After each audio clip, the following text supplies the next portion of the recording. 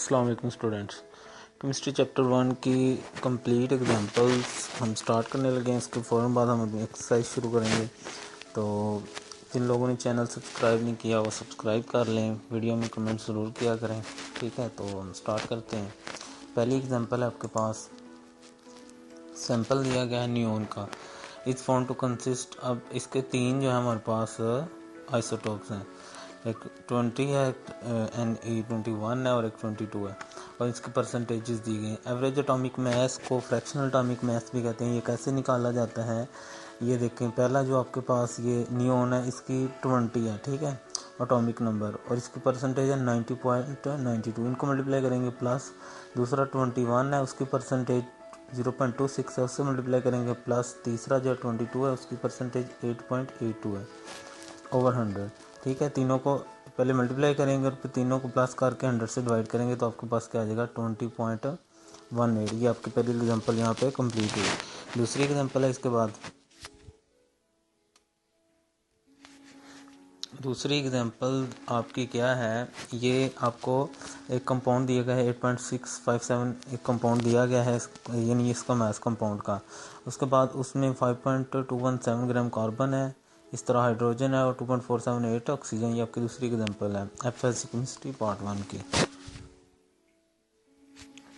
Composition of the compound under study, यानी जो carbon hydrogen oxygen उसकी परसेंटेज निकालनी है। तो कैसे निकालेंगे? परसेंटेज ऑफ कार्बन के लिए फार्मूला है, कार्बन का जो मास दिया गया है over mass of compound into 100। ठीक है, तो कार्बन का मास हमें दिया गया है 5.217 ओवर मास ऑफ कंपाउंड जो स्टार्ट में वो है 8.657।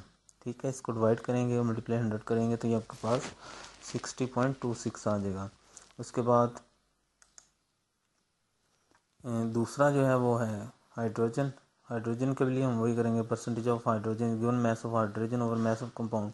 तो हाइड्रोजन का मास जो हमें दिया गया है वो है 0.962 और कंपाउंड है 1.657। तो इसको डिवाइड करके मल्टीप्लाई 100 करेंगे तो 11.11 आ जाएगा। इस तरह परसेंटेज ऑफ ऑक्सीजन तीसरे की है, उसका मास और उसका कंपाउंड का मास मल्टीप्लाई 100 करेंगे तो ये 28.62 आ जाएगा। उसके बाद तीसरी एग्जाम्पल है आपके पास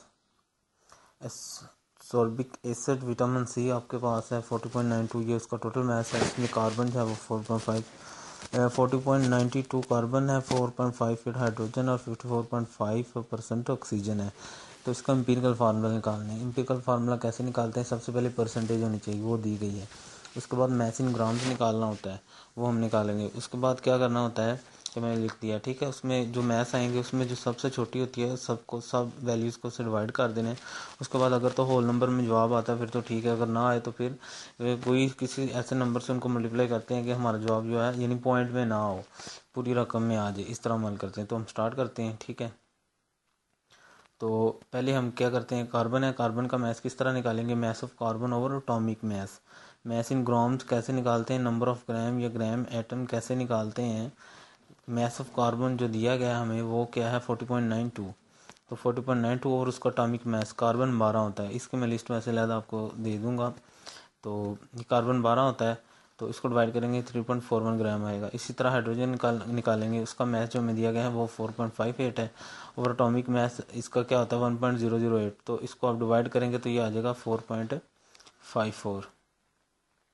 उसके बाद तीसरा ऑक्सीजन का भी इसी तरह निकालेंगे, ये आएगा 3.406। ठीक है, तो एक आ गया 3.41, दूसरा आ गया 4.54 और तीसरा आ गया 3.406। अब इसमें 3.406 है, सबको इसके साथ डिवाइड कर देंगे। पहला कार्बन है, दूसरा हाइड्रोजन और तीसरा ऑक्सीजन है, तो ये आपने यहाँ पे लगा दिया। तो तीनों को सबसे छोटी वैल्यू से डिवाइड किया तो हमारे पास आ गया 1:1.33 तो अब ये सेंटर वाली वैल्यू जो है होल नंबर नहीं है, तो इसके लिए हम क्या करेंगे, इसको हम 3 से मल्टीप्लाई करेंगे तीनों को, तो हमारे पास वैल्यू आ जाएगी 3। सेंटर वाली 3 पॉइंट समथिंग आएगी, यानी तो उसको हम क्लोज करके 4 बना लेंगे।